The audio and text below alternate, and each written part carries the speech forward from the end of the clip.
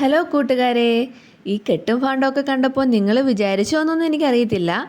എങ്കിലും ഞാൻ പറയാട്ടോ, എൻ്റെ കുഞ്ഞുമണികളുടെ പനിയെല്ലാം മാറി തിരികെ നമ്മുടെ വീട്ടിലേക്ക് പോകാൻ വേണ്ടിയിട്ട് ഇറങ്ങിയതാണ് ഞങ്ങളെ. ആദ്യം തന്നെ അച്ഛനും മോനും വണ്ടി കയറി ഇരിപ്പുണ്ടായിരുന്നു. ഞാൻ ശ്രീകുട്ടിയും കൂടെ വരാതെ എന്തായാലും വണ്ടി എടുക്കാൻ പറ്റത്തില്ലല്ലോ. അങ്ങനെ എന്തായാലും പോട്ടേന്ന് വിചാരിച്ചിട്ടേ ഞാൻ ശ്രീകുട്ടിയും കൂടെ പോയി വണ്ടി കയറി. എൻ്റെ അമ്മൂട്ടൻ്റെ മോൻ കണ്ടോ? ആ മോൻ കണ്ടാലേ അറിയാം അവൻ്റെ പനി മാറിയിട്ടില്ല എന്നുള്ളൊരു ഭാവം മുഖത്ത് വരുത്താനേ നന്നായിട്ട് ശ്രമിക്കുന്നുണ്ട്. അത് വേറൊന്നും കൊണ്ടും അല്ല കേട്ടോ, ഈ അപ്പൂപ്പനെ അമ്മൂമ്മയും വിട്ട് പോകുന്നൊരു വിഷമമുണ്ട്. പിന്നെ അതിലും കൂടുതലായിട്ടേ വീട്ടിലെത്തിയ പിന്നെ പിറ്റേന്ന് തൊട്ട് സ്കൂളിൽ പോകണമല്ലോ. ഇതെല്ലാം കൂടി കലർന്ന ആ ഒരു ഇതുണ്ടല്ലോ, ആ ഒരു ഇതാണിത്. നമ്മളിത് എത്ര കണ്ടേക്കുന്നു, ഇതിനപ്പുറം അടവ് കാണിച്ചിട്ടുള്ളല്ലോ ഈ ഞാൻ.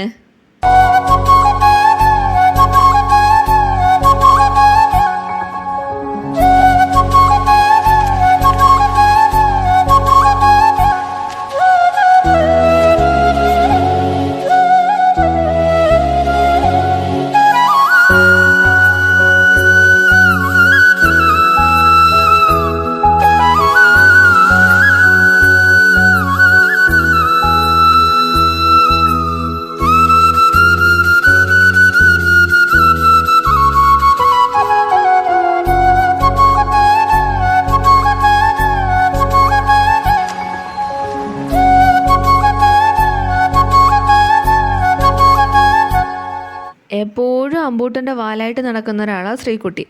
ഇതിപ്പോൾ അവളുടെ അടുത്തിരിക്കാതെ ചേട്ടൻ ഒറ്റയ്ക്ക് ഫ്രണ്ടിൽ ഇരുന്നപ്പോൾ അവൾക്ക് സഹിച്ചില്ല. അവനെ ഞൊണ്ടിയും മാന്തിയും എല്ലാം അവൾ വിളിക്കുന്നുണ്ട്. അങ്ങനെ കൊട്ടാരക്കര ട്രാഫിക്കിലെത്തി. കൊട്ടാരക്കരയിലെ ട്രാഫിക്ക് പിന്നെ പറയണ്ടല്ലോ, എല്ലായിടത്തെയും പോലെ തന്നെ.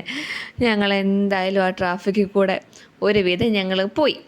അങ്ങനെ പോയപ്പോഴാണ് ഓർത്തത് മീൻ വാങ്ങിച്ചില്ലല്ലോ എന്ന്. എന്തായാലും വീട്ടിലോട്ട് പോവല്ലേ. അങ്ങനെ പിന്നെ ഏട്ടൻ മീൻ വാങ്ങിക്കാൻ വേണ്ടിയിട്ട് പോയി.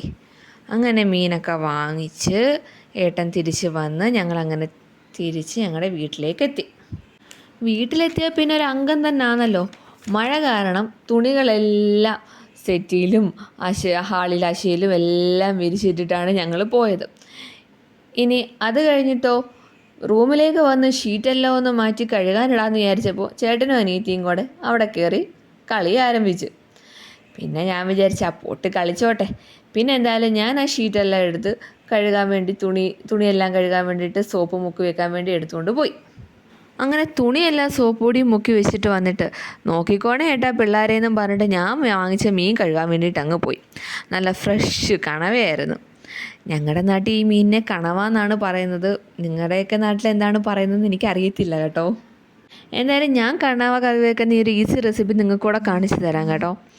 അങ്ങനെ മീനൊക്കെ കഴിയുന്നതിന് ശേഷം ക്ലീനിങ്ങും തുണി കഴുകലും ഫുഡ് കടിയും എല്ലാം കഴിഞ്ഞ് പിള്ളേരെ എല്ലാം പിടിച്ച് കടത്തി ഉറക്കി ഞാനും ഒന്ന് ഫ്രഷായി.